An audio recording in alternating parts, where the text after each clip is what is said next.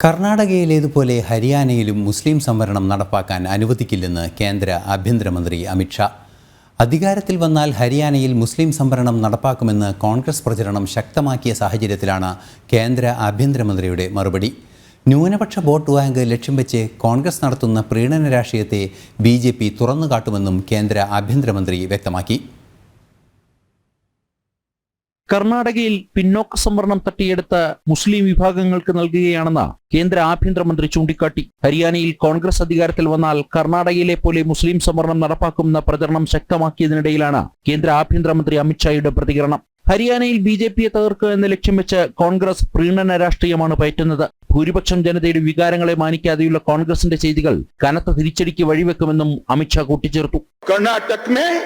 BC का reservation छीनकर मुसलमानों को रिजर्वेशन देने का यहां पर भी आएंगे तो यही होगा.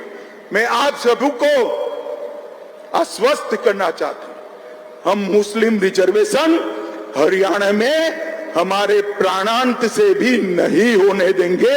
BC के हक की हम संरक्षण करेंगे. ഈ വർഷം നിയമസഭാ തെരഞ്ഞെടുപ്പ് നടക്കുന്ന ഹരിയാനയിൽ പ്രചരണം ശക്തമാക്കിയിരിക്കുകയാണ് മുന്നണികൾ. 90 നിയമസഭാ സീറ്റുകളുള്ള ഹരിയാനയിൽ ഭരണകക്ഷിയായ BJPയെ താഴെയിറക്കാൻ ഇത്തവണ INLDയും BSPയും ഒന്നിച്ചാണ് മത്സരിക്കുന്നത്. ജനം, ഡൽഹി.